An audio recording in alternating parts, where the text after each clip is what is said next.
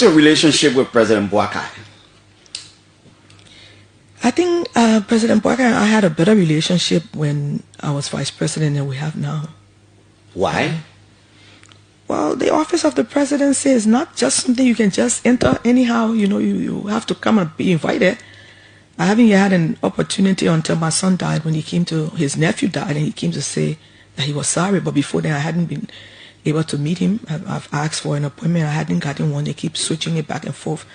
But I think the relationship between us when I was vice president and when he was vice president, because working in the Senate, I was a member of the Ways and Means Committee. You were in office then?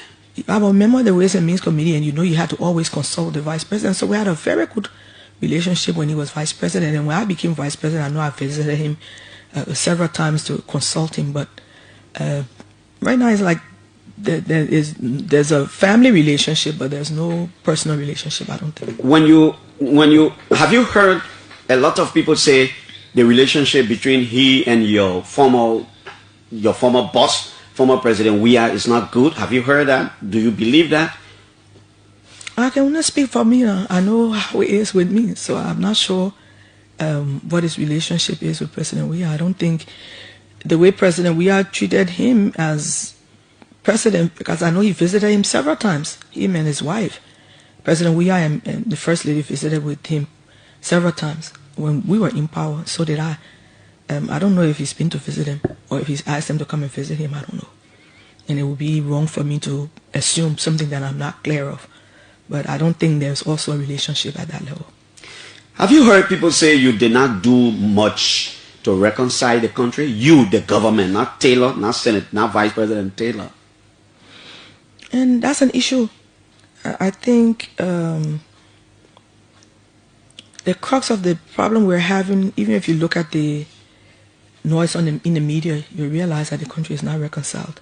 The country is divided into two blocks, and people are standing in their position. There are a few people shifting back and forth. I think this divide will get clearer as we go towards 2029. But I think the country is not reconciled, and I think any government that is in power, or any government that intends to come to power, has to consider that as a real serious agenda. How do we behave and that is a responsibility of government mostly, how do we behave in ways that allows people to forget the past and be a part of what is happening?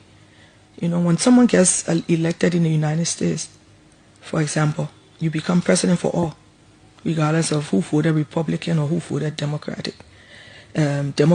You must be the president for everyone.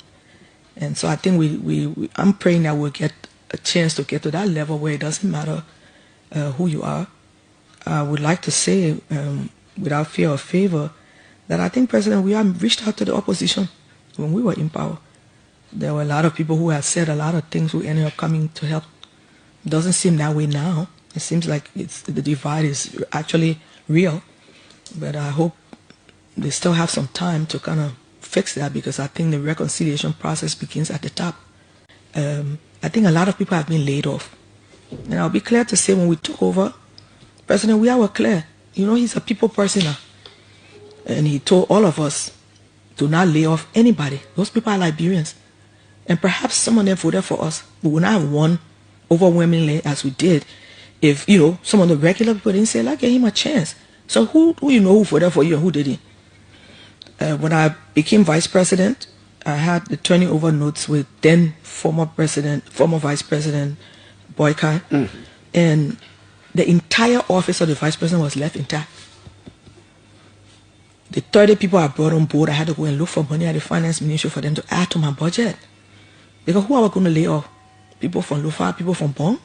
I mean, it didn't make any sense to me. However, when I left, almost all of the people who were there had been laid off. Some of them were civil servants. They've taken their case to the civil service place and nothing is happening. They're just dragging them back and forth. I believe civil servants should be protected. And this is what George Weah's message was. You meet civil servants in those places, leave them where they are. You had a chance to bring in some people at your level, you know, appointed people, you're discussing and see who's working where, but make sure those people remain in place. So we didn't lay off people.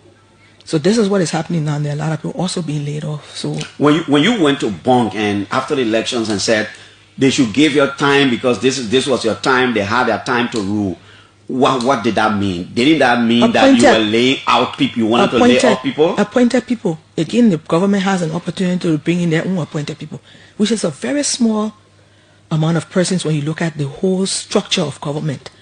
The larger structure of government are civil servants.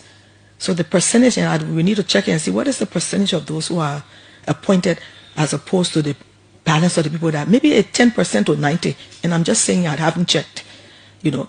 But when you look at the percentage of people that remain in government, in fact, some of the United Party ministers remain in our government. 4 or 5 ministers came from the United Party, stayed in place, ministries, agencies, everything stayed where they were. At one point, the party started to complain, where are our only jobs? So if you have United Party people in place in these major ministries and agencies that are not being moved, how do we get jobs? That was also an issue with us. What? Is there any assessment of the Boakai government that we can hear from your perspective? And Clarence, you know, there are many challenges. And let's look at the challenges. The drug challenge. And I think all of us are disappointed with the way it's being handled. You saw what happened to Boakai Raw. You saw what happened to Peachability. And I was saying to someone the other day, they need to release Peachability. You are buying your own marijuana, smoking it, even though it's wrong. I've been part of the Say No to Drugs campaign a couple of years ago. And I always say at the end of my presentation, if you are wise, don't start. Because that is such a demonic thing that once you start it, most children are unable to bring yourself back. And you can drag yourself into where many of our young people are.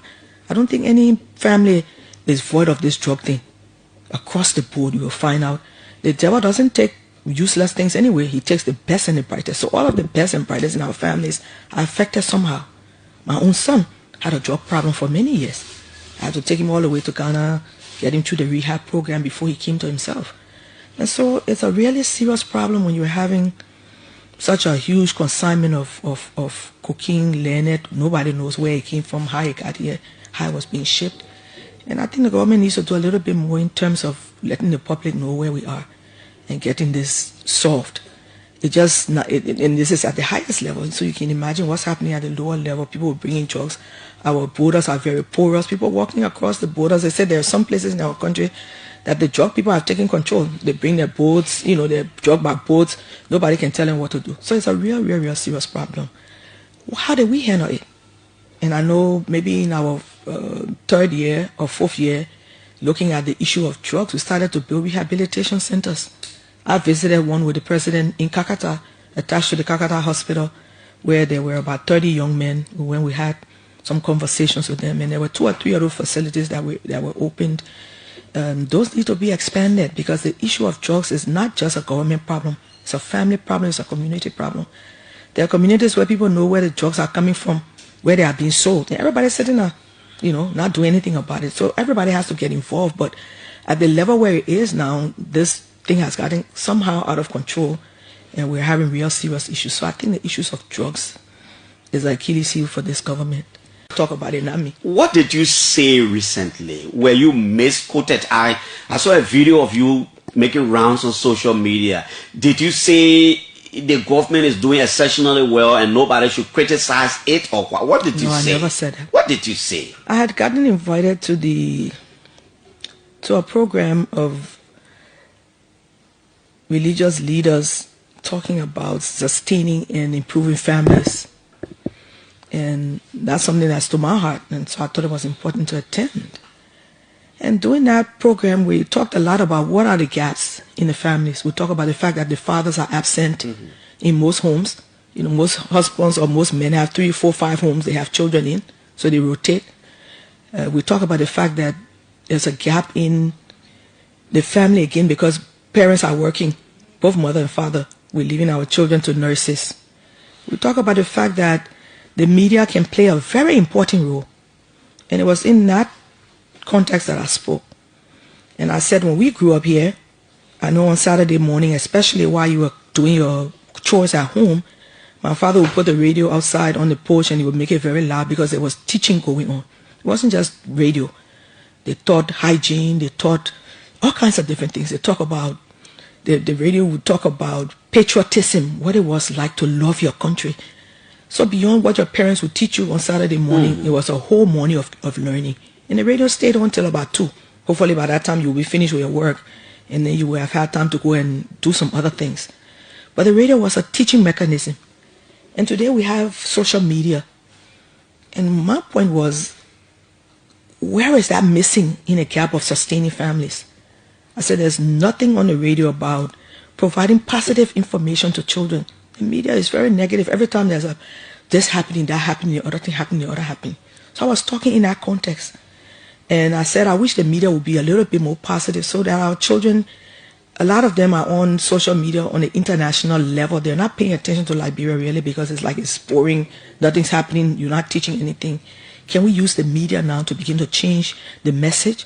I even said, when somebody like Takun J sings a song, everybody pick up that song.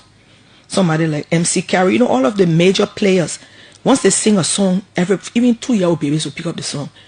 I said it would be a good thing if they would start to talk about patriotism and talk about some of the things that we learned that made us, I believe, better citizens today.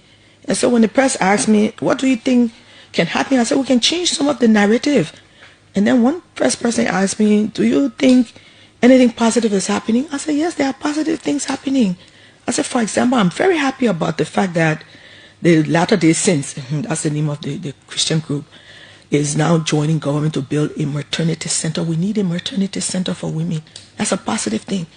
Of course, they took it out of context and said, I see the government is doing well. But it was in that context that I spoke. Okay. I think the government has a lot of challenges, Clarence. We'll talk about that. At least we're doing